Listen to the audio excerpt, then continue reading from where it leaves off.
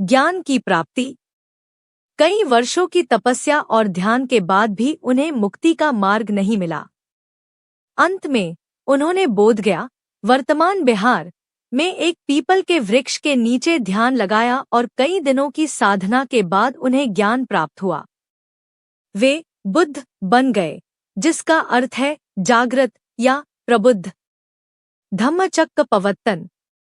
बुद्ध ने अपने ज्ञान की प्राप्ति के बाद वाराणसी के निकट सारनाथ में अपना पहला उपदेश दिया, जिसे धम्मचक्कपवत्तन कहा जाता है।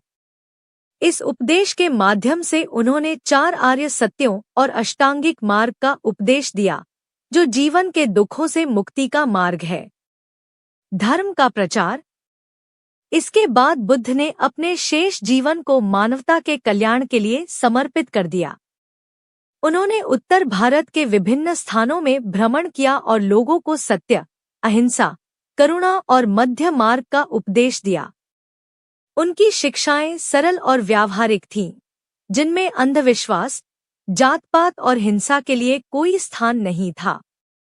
महापरिनिर्वाण। लगभग 80 वर्ष की आयु में बुद्ध ने कुशीनगर, वर्तमान उत्तर प्रदेश, में महापरिनिर्वाण प्राप्त किया। उनकी मृत्यु के बाद भी उनके उपदेश और शिक्षाएं आज तक जीवित हैं और करोड़ों लोगों के जीवन को मार्गदर्शित करती हैं।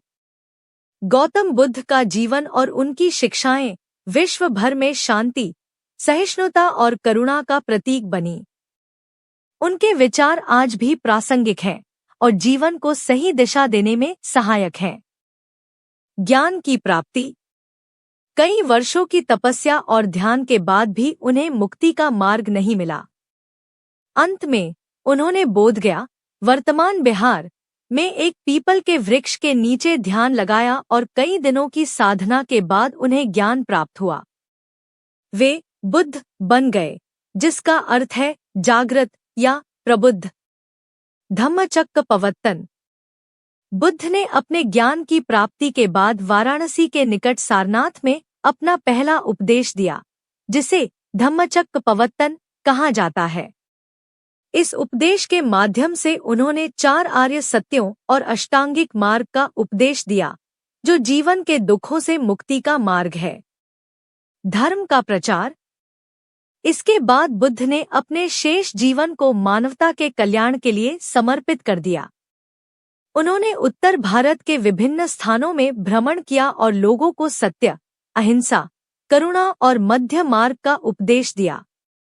उनकी शिक्षाएं सरल और व्यावहारिक थीं, जिनमें अंधविश्वास, जात-पात और हिंसा के लिए कोई स्थान नहीं था।